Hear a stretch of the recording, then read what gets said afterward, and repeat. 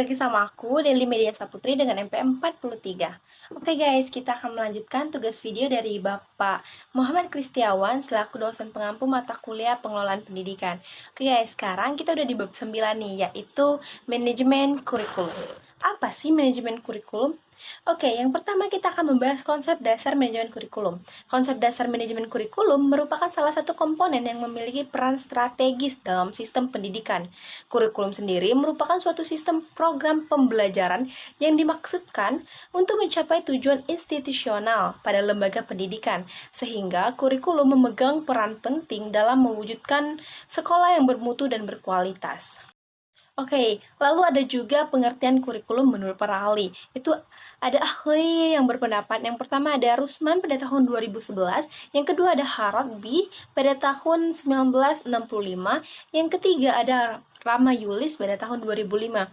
Lalu dari ketiga pendapat para ahli ini itu dapat disimpulkan bahwa kurikulum merupakan seperangkat rencana dan pengaturan mengenai tujuan, isi, dan bahan pembelajaran serta digunakan sebagai pedoman penyelenggaraan kegiatan pembelajaran agar untuk mencapai tujuan pendidikan yang secara efektif dan efisien. Pengertian manajemen kurikulum. Manajemen kurikulum merupakan sistem pengelolaan atau penataan terhadap kurikulum secara kooperatif, komprehensif, sistemik, dan sistematik yang dijadikan acuan oleh lembaga pendidikan dalam rangka mewujudkan ketercapaian tujuan kurikulum atau tujuan pendidikan. Selanjutnya ada ruang lingkup manajemen kurikulum. Rusman pada tahun 2011 mengungkapkan bahwa manajemen kurikulum merupakan bagian integral dari kurikulum tingkat satuan pendidikan atau KTSP dan manajemen berbasis sekolah atau MBS. Jadi, lingkup manajemen kurikulum ini adalah perencanaan, pengorganisasian, dan pengevaluasian.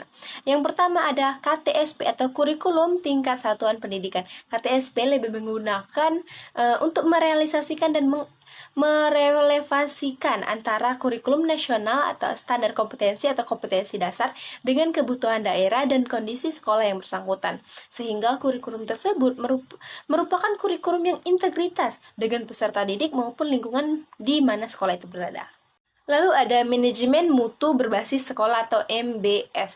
Manajemen peningkatan mutu berbasis sekolah ini merupakan pendekatan baru dalam pengelolaan pendidikan yang lebih menekankan pada kemandirian dan kreativitas sekolah atau satuan pendidikan. Andang pada tahun 2014 mengumpulkan bahwa MBS ini merupakan bentuk alternatif sekolah dalam program desentralisasi di bidang pendidikan yang ditandai oleh otonomi luas di tingkat sekolah dengan mementingkan peran serta masyarakat untuk ikut andil dalam mengembang dan mengambil bagian untuk memajukan pendidikan. Selanjutnya pada bagian C itu ada prinsip dan fungsi manajemen kurikulum. Prinsip kurikulum sendiri menurut Sanjaya tahun 2009 agar kurikulum ini dapat berfungsi sebagai pedoman, maka ada sejumlah prinsip dalam proses pengembangan kurikulum tersebut sebagai berikut. Yang pertama ada prinsip relevansi. Relevansi ini sendiri terbagi menjadi dua macam, yaitu internal dan eksternal. Relevansi internal merupakan bahwa setiap kurikulum harus memiliki keserasian antara komponen-komponen, yaitu keserasian antara tujuan yang harus dicapai, isi materi, atau pengalaman belajar yang harus dimiliki siswa, strategis atau metode pembelajaran, serta alat yang digunakan untuk menilai atau melihat ketercapaian tujuan sendiri. Sedangkan relevansi eksternal berkaitan dengan keserasian antara tujuan, isi, dan proses belajar siswa yang tercakup dalam kurikulum dengan kebutuhan dan tuntunan masyarakat. Yang B ada prinsip fleksibilitas. Kurikulum itu haruslah dilaksanakan dengan kondisi yang ada. Kurikulum yang kaku atau tidak fleksibel akan sulit diterapkan. Sehingga prinsip fleksibel ini memiliki dua sisi. Yang pertama, fleksibel bagi guru. Artinya kurikulum yang memberikan ruang gerak bagi guru untuk mengembangkan program pembelajarannya sesuai dengan kondisi yang ada. Yang kedua, fleksibilitas bagi siswa. Artinya, kurikulum harus menyediakan berbagai kemungkinan program pilihan sesuai dengan bakat dan minat siswa. Di bagian C ada prinsip kontinuitas. Prinsip ini mengandung arti bahwa perlu dijaga saling berterkaitan dan berkesinambungan antara materi pembelajaran pada berbagai jenjang dan jenis program pendidikan. Bagian D ada efektivitas. Prinsip ini berkenaan dengan rencana dalam suatu kurikulum dapat dilaksanakan dan dapat dicapai dalam kegiatan belajar mengajar. Sedangkan yang bagian E, efisiensi. Prinsip ini berhubungan dengan perbandingan antara tenaga, waktu, suara, dan biaya yang dikeluarkan dengan hasil yang diperoleh. Sehingga kurikulum yang dikatakan memiliki tingkat efisiensi tinggi apabila dengan sarana, biaya yang minimal, dan waktu yang terbatas dapat memperoleh hasil yang maksimal. Lalu yang kedua itu ada fungsi kurikulum. Nah, fungsi kurikulum ini menurut Rusman tahun 2011 memiliki 5 fungsi. Yang pertama, meningkatkan efisiensi pemanfaatan sumber daya kurikulum. Yang kedua, meningkatkan keadilan dan kesempatan pada siswa untuk mencapai hasil yang maksimal. Yang ketiga, meningkatkan relevansi dan efektivitas pembelajaran sesuai dengan kebutuhan peserta didik maupun lingkungan sekitar.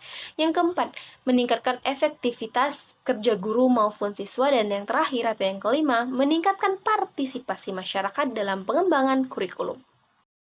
Di bagian D, menurut Sanjaya, di bagian D ada komponen kurikulum. Menurut Sanjaya tahun 2009, ada berbagai macam komponen-komponen untuk membentuk suatu kurikulum. Yang pertama, tujuan yang ingin dicapai oleh pendidikan.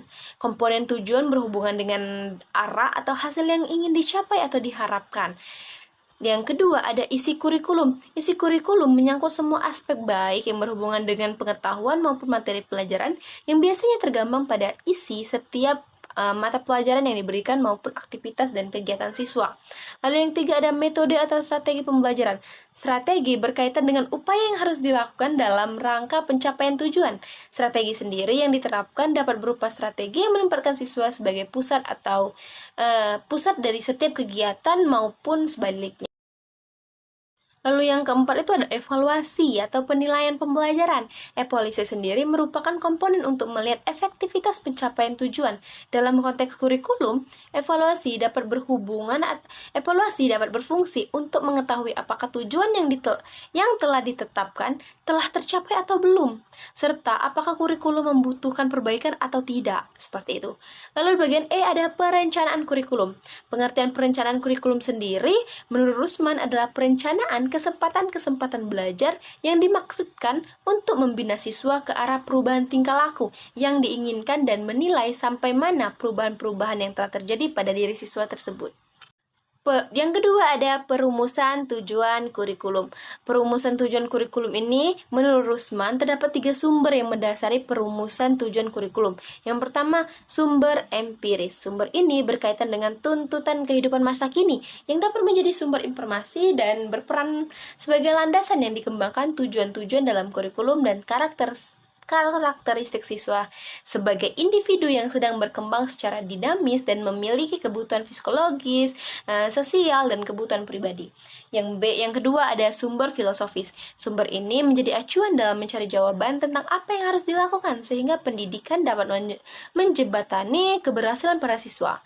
Selain itu, sumber filosofis ini juga dapat dijadikan sebagai acuan dalam menganalisis, mengambil keputusan atau pertimbangan, dan merumuskan hasil yang diharapkan sesuai dengan kondisi yang ada. Oke, bagian C itu ada sumber bahan pembelajaran. Sumber ini merupakan sumber yang umum digunakan dalam merumuskan aim, goal, atau objektif dalam kurikulum sekolah, tepatnya pelibatan ahli disiplin ilmu dan merumuskan tujuan. Oke, yang ketiga ada landasan perencanaan kurikulum. Menurut Rusman, landasan dalam perencanaan kurikulum itu terdiri sebagai 3 macam. Yang pertama kekuatan sosial, yang kedua perlakuan pengetahuan, dan yang ketiga pertumbuhan dan perkembangan manusia. Nah, di bagian F ini ada model implementasi kurikulum. Miller dan Seller pada tahun 1985 itu menggolongkan model ini menjadi 3 bagian. Yang pertama, the Corkers Based Adaptation Model atau CBAM, merupakan sebuah model yang dilakukan dengan mengidentifikasi tingkat kepedulian guru terhadap sebuah inovasi kurikulum. Yang kedua ada model Lakewood. Model ini tuh memfokuskan pada guru. Asumsi model ini adalah setiap guru mempunyai kesiapan yang berbeda. Implementasi merupakan proses timbal balik. Pertumbuhan dan perkembangan dimungkinkan adanya tahap individu untuk identifikasi. Yang ketiga ada model TORI atau TORI. Model ini untuk menggugah masyarakat mengadakan perubahan. Dengan model ini diharapkan adanya minat guru memanfaatkan perubahan. Oke, materi terakhir yaitu evaluasi kurikulum.